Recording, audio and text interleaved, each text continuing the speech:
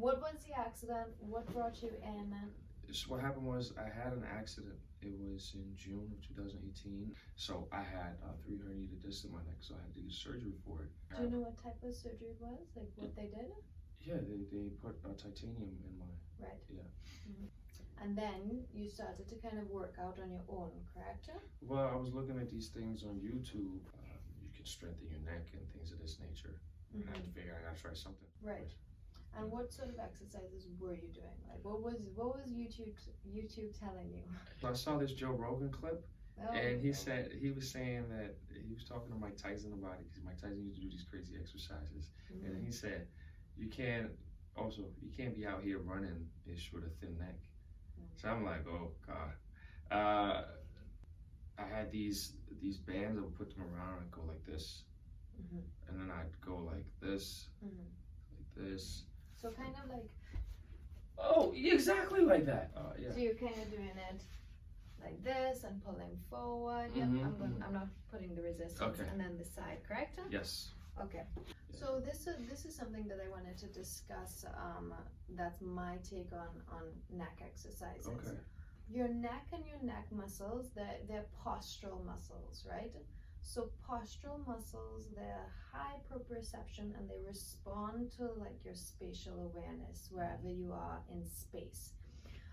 We don't really use them like our biceps, so we don't really walk around like that all day, right? You'll get so many tension headaches. It'll cause an array of other problems. Yeah. I remember my head was hurting. I was like up here for like a week for no reason. Exactly. So, to strengthen the neck with like TheraBands or weights, I would not necessarily do, because your neck and your head is highly responsive to like we mentioned, your posture. Okay, so your head weighs every inch that your head is forward off of your shoulders. It weighs an additional 10 pounds. Right now, wait, say it again. Every inch that your head is away from your shoulder line, it weighs an additional 10 pounds. Wow. And I'm not making up. There is literature across the back of my room that says exactly that. So this is not. Wow, look at that. The force exerted on your spine increased from 10 pounds to as much as 60. Wow. Exactly. So it's not manifests itself as nothing. Wow. There you go. So what we feel like, we're like, oh my God, my neck is so weak. It feels so heavy. So therefore I have to strengthen my neck. But that's a facade of what's actually happening. What's actually happening is your neck is pitched so far forward, it then weighs 60 pounds compared to 10 pounds. Wow. So it is heavier than it should be, but it's heavier than it should be because it's not biomechanically sound and it's not sitting on your shoulders. So instead of trying to like strengthen your poor neck muscles to hold your head over here, do yourself a favor, place your head on your shoulders by picking up your chest, broadening your shoulders, extending your back. Therefore your head is like a pedestal, right? It sort of just balances on your shoulders. Right. It's similar to the concept like if you were to stand up for me, and you just lean your weight forward just a little bit.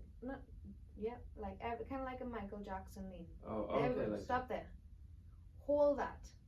Yes. Now, do you feel your hamstrings engage, your glutes engage, your spine? So everything is holding onto you, Phillip, saying, oh my God, Phillip, don't fall down and hit the floor. Right. All of this is working overtime. Yes. So again, similar to the neck, you do yourself a favor.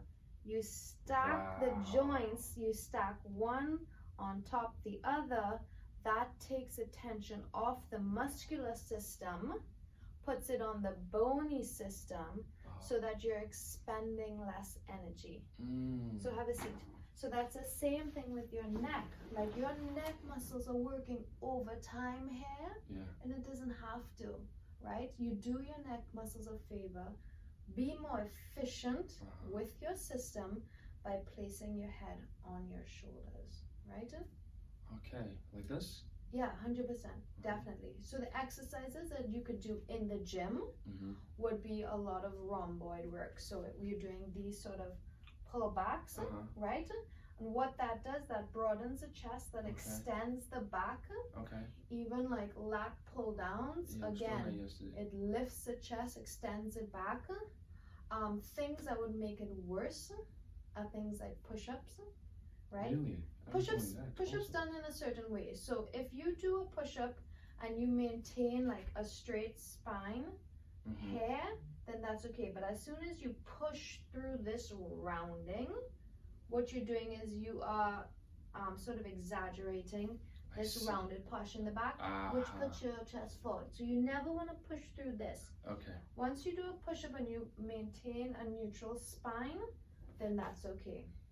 So you have to be careful with like building your anterior chain for your posture. Your anterior chain will pull you forward. Your posterior chain will pull you back. Okay? So posturally, you want to work on your posterior chain. I see. Okay.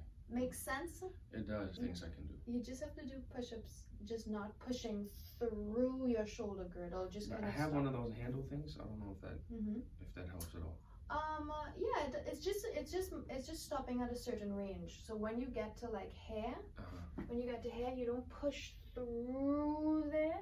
You keep this like this. So look at me. So move down a touch. If I was to do a push-up, I can do push-up and then I stop there, or I can do push-up and I push through here. Now as I push through, you see how I'm rounding my back, super engaging my pecs? We don't want that. You want to do push-up, maintain a neutral spine. Here. Push-up, maintain a neutral spine. Don't push through. Because as you push through, you round your back. Yeah, okay. Yeah, I don't want to do that. So you want to, push-ups are fine. They're excellent forms of exercise. They're very functional, so it's good. You just need to be mindful of what your specific body needs. Yes, okay. That's it? Yeah, that's good. All right, thank you.